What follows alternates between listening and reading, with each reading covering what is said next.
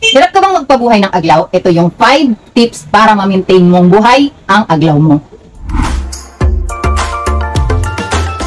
Hello viewers! Ako po si Donna at nagsishare po ako or gumagawa ako ng mga video all about plants. Number 1 na secret para makapagpabuhay ka ng aglaw, para mag-thrive siya sa'yo, para hindi malusaw ang aglaw mo sa'yo, ay magdagdag ka ng pames or rice hull or kahit anong well-drained potting mix yung idadagdag mo sa soil mix nila or sa potting mix nila. Kung hindi ka gagamit ng yung mga sphagnum moss, peat moss, mas maganda gumamit ka ng may additional na aeration sa potting mix ng halaman mo. Kasi ang aglaw, super takaw niya talaga sa aeration or yung hindi masyadong nasasakal yung ugat nila. Kasi ang ugat nila matataba, parang ano sila, parang succulents yung mga ugat nila kasi maglulusaw yan pag masyadong dikit na dikit or ipit na ipit sila sa mga potting mix na ginagamit mo or yung potting mix na ginamit ng seller mo. May iba kasing mga aglaw na nagtatribe naman sa medyo maputik-putik or matitigas or yung nahuhold na yung ugat nila na potting mix. Pero kadalasan, karamihan sa mga China plants, China aglaws, yung makukulay na aglaw, mga yellow, mga pink na aglaw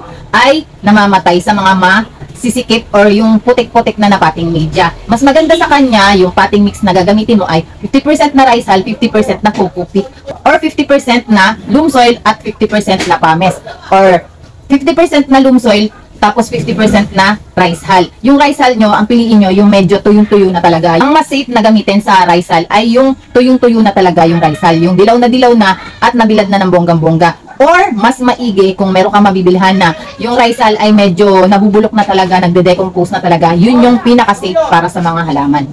Pwede rin kayong gumamit ng sphagnum moss sa aglaw kasi bet na bet din nila yung sphagnum moss, yung hindi mo siya palaging bababara ng tubig or laging lalagyan ng tubig. Kung medyo busy kang person, medyo busy kang mom, plant mom, ay pwede mo gamitin yung sphagnum moss. Minsan mo lang siyang pwedeng diligan or wag yung laging dilig ng dilig kasi sphagnum moss naman yun. So, pwede mo siyang hayaan na mag-dry talaga siya ng bonggang-bongga, tsaka mo siya i-bottom water or diligan. Kasi yung peat moss yung sphagnum moss ay nag-hold naman talaga ng moisture yan. Kahit medyo tuyo na siya, kung titingnan mo, kung magaan na yung peat moss na ginamit mo or sphagnum moss, pagka magaan na yung pot, ibig sabihin, tuyong-tuyo na yung potting mix niya. Yun yung tamang oras para diligan siya or i-bottom water siya. Hindi yan maglulusaw yung mga ugat niya. Mag-healthy yan kasi ang aglaw, the more na inuuhaw mo siya, the more din na dumadami yung mga ugat niya. May mga ganong halaman na yung kung kailan mo siya inuuhaw ng husto, kung kailan mo siya kinakalimutan ng husto, doon naman siya naglalabas ng mga panibagong roots niya para mag-thrive siya.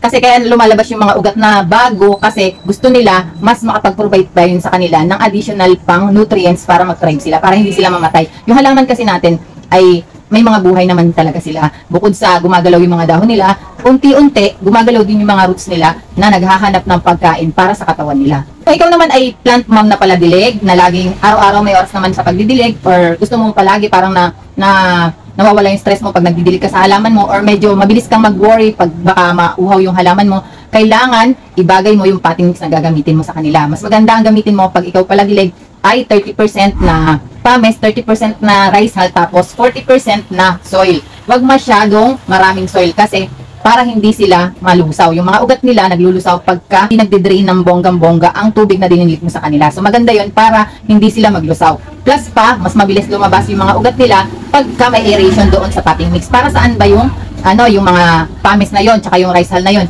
Para yon sa mga magkaroon ng aeration yung potting mix ng halaman natin. Kasi yung halaman natin, bukod sa sugar and starches na nakukuha nila sa sunlight, ay kinakailangan din nila ng additional oxygen na kukunin ng roots galing doon sa potting media ng ng halaman natin or sa pasok natin.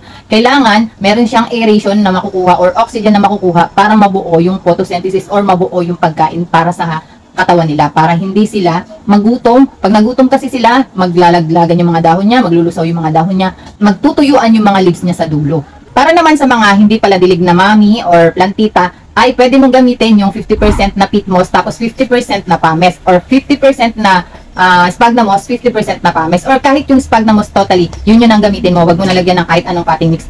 Number 2 na tips para mapabuhay mo ang aglaw mo, mapatagal mo sa'yo ang aglaw mo, hindi maglusaw ang aglaw mo, ay magbigay ka ng place sa kanya na airy place. Yung hindi dikit-dikit yung mga dahon nila. Kasi ang ginagawa ko dito, ayan pala, ginagawa ko dyan, eto aglaw, eto aglaw, hindi ko maturo. Makikita mo dyan, eto aglaw, eto, ano ata yan, ano to, hoya, tapos aglaw na naman. Kasi itong hoya na to, hindi umaangat ng bonggang-bongga. Mas maganda kasi sa aglaw, yung hindi magdidikit-dikit yung dahon niya, para hindi maglusaw yung mga dahon niya. Plus, may electric fan kayong paikot-ikot kahit papano, kahit 2 beses sa isang araw, or 1 beses sa isang araw, kahit 1 hour lang, basta may hangin siya na nakukuha. Doon magta-thrive yung aglaw mo. Kasi, pag walang aeration, napasok mo siya sa ilalim, medyo masukal na yung pinaglagyan mo ng aglaw mo, mga ilang araw lang, maglulusaw na yun sa, sa pinaglagyan mo. Pag nalimutan mo siya, medyo, kasi itong aglaw natin, gusto nila yung dinidisplay sila. Sa pansin ko lang sa kanila ha, kasi bago rin ako makapagpabuhay ng mga aglaw,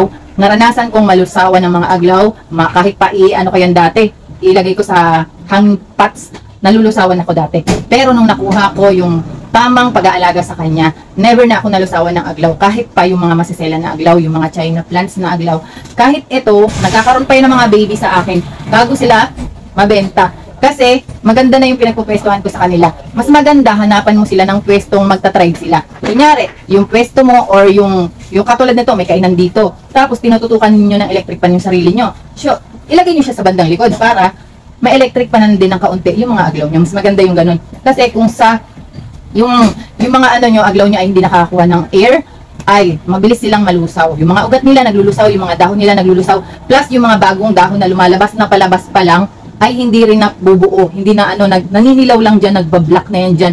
As mga katulad nito, kung hindi niya gusto yung pwesto mo, magbablock lang yan, hindi yan magtutuloy, malulusaw lang yan. Pag nakita mo yung aglaw mo na ganun, kailangan, tanggalin mo na agad sa potting media niya. Ibig sabihin, hindi niya gusto yung potting media or dun mismo sa pinaglagyan mo sa kanila. Kasi walang aeration na binibigay, walang aeration doon sa pwesto mo, hindi air yung pwesto mo, walang hangin silang nakukuha, walang oxygen, nasasakal sila doon sa potting mix na ginamit mo sa kanya or doon sa ginamit ng seller na pinagbilhan mo sa kanila. Ibagay mo ang aglaw sa pwesto mo. Depende rin kasi ang temperature sa natin. Iba-iba rin kasi yung temperature dito sa pwesto natin. Meron kang mabibilhan na airy yung spot nila, so mabilis matuyo yung potting mix nila.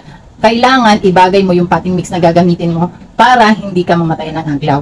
Isa pa, kung bagong bili mo ang aglaw, wag mo agad silang irerepat. Lalo na kung uprooted silang nabili mo. Or kung malayo yung pinagbilhan mo sa kanila, galing Dait, galing ng malayong lugar, galing Baguio. Kung medyo malayo yung pinagbilhan mo sa kanila at hindi sila potted, wag mo muna silang irerepat. Kahit potted sila, wag mo muna silang irerepat. Wag mong didiligan yung ugat, hayaan nyo lang muna. Kasi ang ugat nila, hindi agad-agad nalulusaw. Mas maganda ang aglaw na natutuyuan ng gusto bago sila diligan kasi hindi maglulusaw yung mga ugat nila. Ang ugat nila ay matitibay sa pag-uuhaw. Hindi agad-agad nagkakaroon ng mga damages. At pagka doon nangyayari ang damages pala, naalala ko, pagka nagdidilig tayo ng talagang kaunti lang, kunyari, naisipan mo lang magdilig, kaunti lang dala mo, tapos diligan mo. So, yung ugat niyan, nandito na nadaanan ay nabasa, yung kabila hindi. Ang nangyayari, nalulusaw yung dito, tuyo. Kaya nagkakaroon ng mga lusaw-lusaw na ugat ng aglaw na mapapansin nyo yun. Pagka nalusaw yung ugat niyan, mababawasan ng 1 dahon yan, mababawasan ng 2 dahon yan. Tapos, pwede mo siyang tingnan or i-check yung ugat niya kung alin doon yung naglusaw, hugasan nyo na kaagad bago nyo irapat ng panibagong potting mix. Pero, pag mga ganun kasing mga instances, malamang sa malamang, may na putol or may nalusaw doon na ugat sa ilalim niya. Kaya, merong bagong dahon na natutuyo or nabubulok. Bigyan nyo ng space ang mga aglaw nyo. Pagka naglalagay kayo, halos 1 dangkal ang space nila sa pagitan nila. Ganyan. Ganyan. Halos 1 dangkal bago lagyan. Pwede mo lagyan dito sa baba para hindi matakaw sa space. Or yung mga halaman na maliliit lang. Or yung mga vining plants, pwede mo ilagay dyan banda. So, hindi sila magdidikitan yung mga dahon nila. Kasi, katulad nito, pag basa, naulanan sila, tapos laging nakadikit yan dyan, naglulusaw yan sila, matagal matuyo.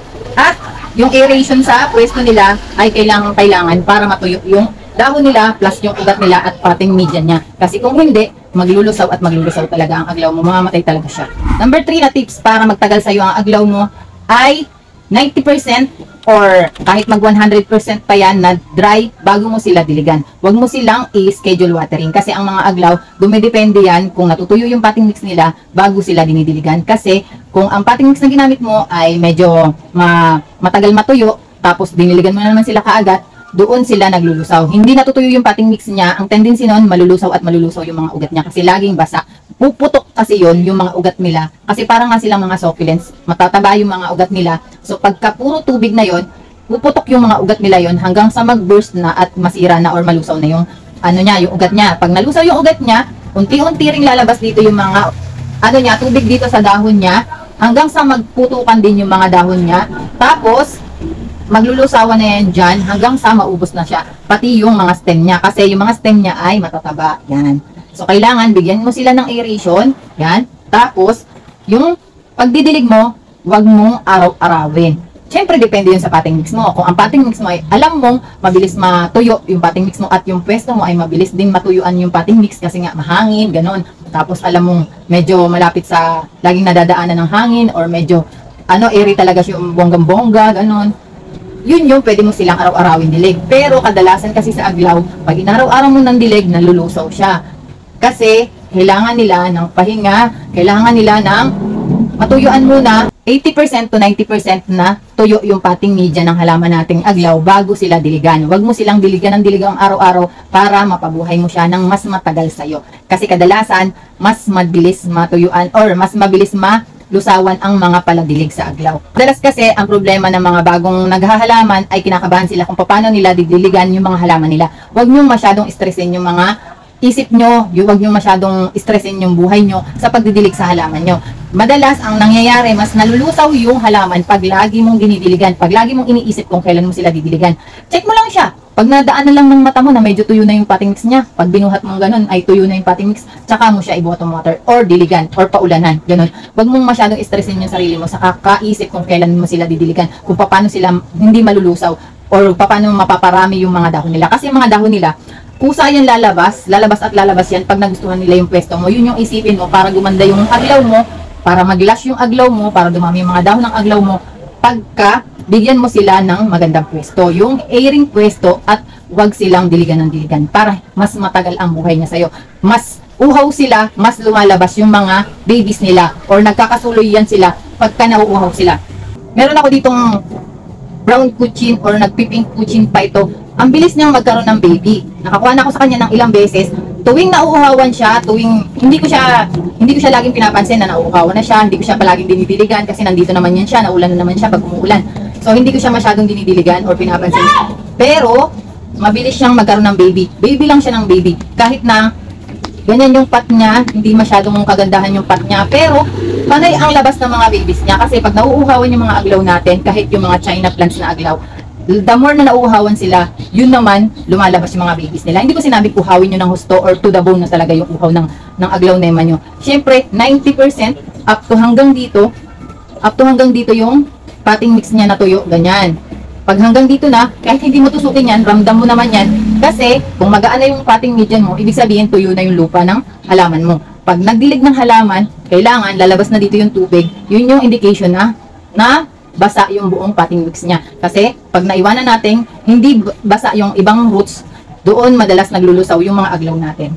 Number 4 na tips para magtagal sa iyo ang aglaw mo ay liitan mo lang yung gagamitin mong pot sa kanya. Huwag masyadong sobrang bonggang laki ang pot na gagamitin mo sa kanila kasi malilesen mo doon yung paglulusaw ng ugat ng halaman mong aglaw kasi kaunti lang yung potting mix na nag-hold sa roots nila. So, mas okay pang mag-root bound sila doon, tsaka mo sila i-repack ulit sa panibagong paso na at least 2 or 3 inch lang ang laki or kahit nga 1 to 2 inch lang ang laki sa roots ng halaman mo. Kunyari, ito ang roots ng aglaw mo. Additional 1 or 2 inch lang, ganyan. Paano ba makuha yung inch? Ito yung inch. Yan. Yan. Yan yung sukat ng isang inch. So, kailangan mga ganyan lang ang sagad ng pagpili ng pot para sa mga aglaw natin. Huwag masyadong malaki kasi maganda rin kasi sa aglaw nema pagka medyo na-firm na yung mga ugat nila, medyo nagro-root bound na yung mga ugat nila, tapos na na sila dun sa paso nila, doon mas mabilis lumabas yung mga babies nila. So kung gusto mong maparami, mapropagate mo yung mga aglaw mo, kung gusto mong mapalabas agad-agad yung mga babies nila, yung unlimited babies, mas maganda yung hindi masyadong malaking paso. Kasi pag malaking paso, dadami yung ugat niya, hindi niya muna ibibigay yung baby or panibagong baby na kailangan mo or hinihingi mo sa kanya. Kasi dadamihan niya muna yung mga ugat niya doon sa ilalim bago siya maglalabas ng panibagong baby. Kadalasan ganun ang nangyayari sa aglaw natin.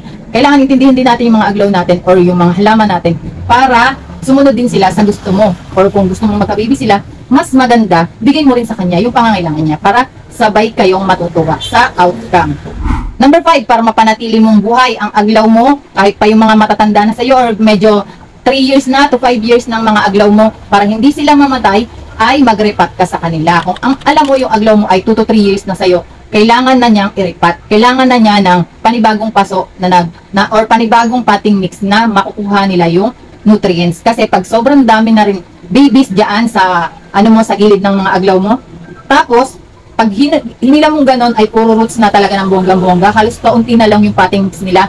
Doon na unti-unting magdudupi yung mga dahon, di mo mapapansin, may isa-isang mga dahon nang nalulusaw or nagtutuyuan kasi nag-aagawan na sila ng nutrients dito. Wala na silang nutrients na nakukuha, mabilis nang mauhaw ang halaman. Mag-repat ka or mag-prune ka or magtanggal ka ng baby sa kanila. Kasi pag nagpo-propagate tayo or nagpo-prune tayo sa halaman natin, ay nagbe-benefits talaga nun yung mga halaman natin. Kasi magkakaroon sila ng mga bagong growth point at magkakaroon sila ng mga bagong baby pagka nag-propagate ka sa kanila. May parang binibigyan mo sila ng space para sa panibagong growth nila. Kasi ang mga halaman, kahit mga potos pa yan, yung mga mabibilis alagaan, pag hindi mo pinopropagate yan, sobrang haba na, tapos sobrang rooted na talaga sa potting media niya or hindi ka nagre-repat sa potting media niya, ay mamamatay at mamamatay pa rin yung mga mabibilis alagaan na halaman na yun. Magtutuyuan yung mga dahon hanggang sa maubos na yung mga dahon nila. Tapos, yung mga potting media nila ay nauubos na rin pagka dinidiligan ng dinidiligan. Siyempre, pag matagal na yung halaman natin, 2 to 3 years na, habang nagdidilig,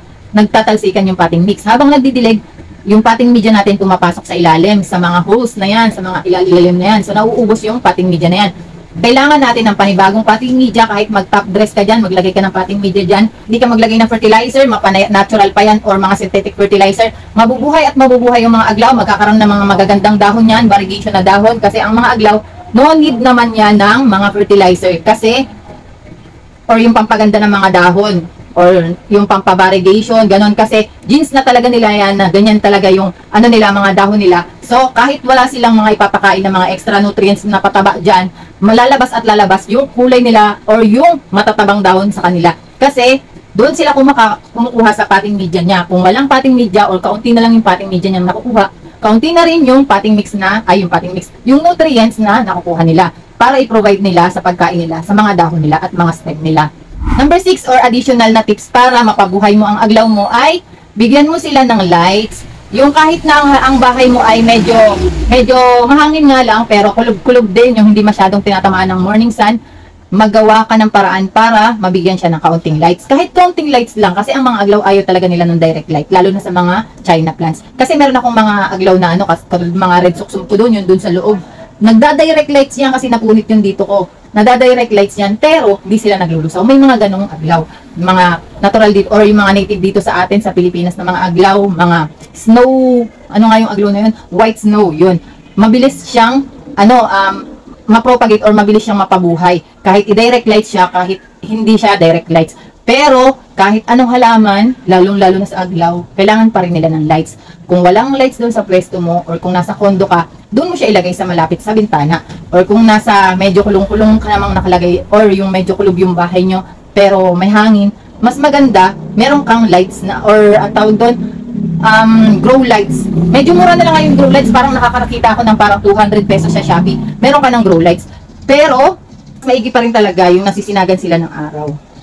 Kasi pag nakakakuha sila ng lights, mas lumalaki yung mga dahon nila. Mas makakapal or mas firm yung mga stem nila. Kasi, ayun yung pampalakas talaga nila ng bonggang-bongga. Ayun yung pinaka-nutrients nila. Kahit walang patabayan, mabubuhay at mabubuhay yan ng malalaki ang dahon, makakapal ang dahon. Firm na firm yung mga stem niyan pagka nakakakuha ng lights. Iba pag nakakakuha ng lights. Kahit anong lights pa yan, basta meron siyang lights. Kahit sa office, kasi meron akong dinalang doong aglaw, yung genie na aglaw. Yung lang talaga, ilaw lang talaga ng office yung nakakapag sa kanya. Ang ganda, may mga bagong dahon na lumalabas, may firm na firm yung tayo niya. Hindi siya nagkakaroon ng mga lusaw-lusaw na mga dito. Kasi ang aglaw natin, pwede naman talaga siya indoor. Tapos, syempre, pag i-indoor mo siya, unti-untiin mo siyang i-practice na i-indoor mo siya. Huwag siya, kunyari, galing siya sa direct light. Tapos, ipapasok mo diretso doon sa bahay. So, nanibago yung, yung pwesto. Nanibago siya doon sa pwesto niya. Hindi siya masyadong, nagulat siya doon sa acclimation na pangyayari doon sa katawan niya. Kasi, mula doon sa initan, tapos, napunta naman doon sa walang init. So, magdudrup yung mga dahon, maglulusaw yung mga dahon. Pag ipapasok mo siya sa bahay, dahan-dahan lang. Tabi mo muna siya doon sa medyo naiinitan ng kaunti, tapos, tsaka mo siya ilagay sa loob ng bahay. 1 to 2 days or 3 hanggang 3 days, i-manage mo siyang dahan-dahanin sa lights. Tapos, pag galing naman sa indoor, dahan-dahanin mo rin kung i-outdoor mo siya. baliktaran yon or vice versa yon. Kung galing sa indoor, unti-untiin mo siya i-introduce sa lights, ilagay mo muna sa bintana, ilagay mo muna siya sa medyo makakakuha ng lights bago mo siya pasisinaga ng bonggang-bongga sa araw para hindi rin siya mahirapan sa acclimation. So kung gusto niyo pagandahin yung mga aglaw nyo, meron pa akong tips niyan para maiwasan yung paglulusaw ng aglaw ng kung ano-anong mga halaman sa tag-ulan. Ayan, click niyo yung video na yan.